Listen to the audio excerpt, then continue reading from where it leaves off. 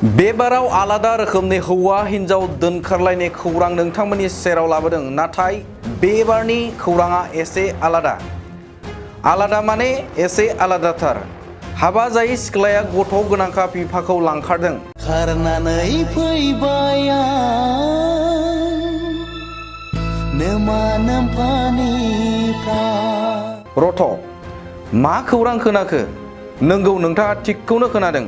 हाबा जायै सिख्लाया गथ' गोनांखा बिफाखौ लांखारदों।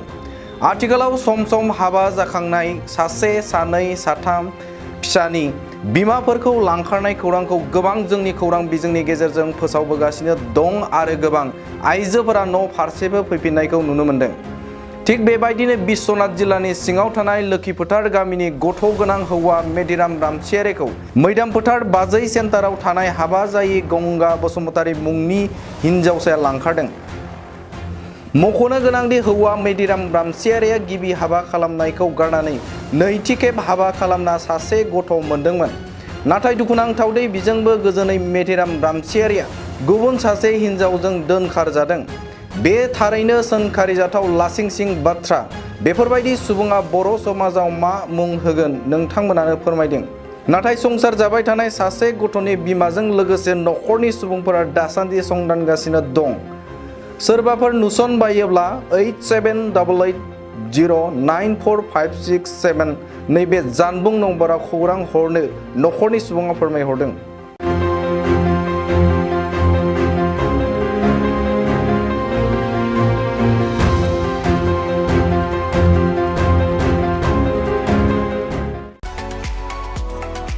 नैरोजा 23-24 सोलोंथाइ बोसोरनि थाखाय गोदान मुं थिसननाय लानानै फैदों डन बस्क' डिग्री कलेज साफागुरिया।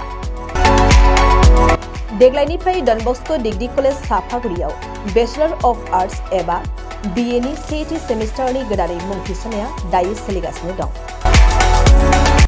चिरां जिल्लानि साफागुरियाव थानाय डन बस्क' डिग्री कलेजआ देग्लायनिफ्राय BA थाखोनि सेथि सेमिस्टारनि थाखाय गोदानै एडमिसन लानायजों लोगोसे बड', इक'नमिक्स, इंलिश, एडुकेशन, हिस्टरी आरो पलिटिकल साइन्स आयदानि थाखाय BA अनार्सनिबो खाबु दं।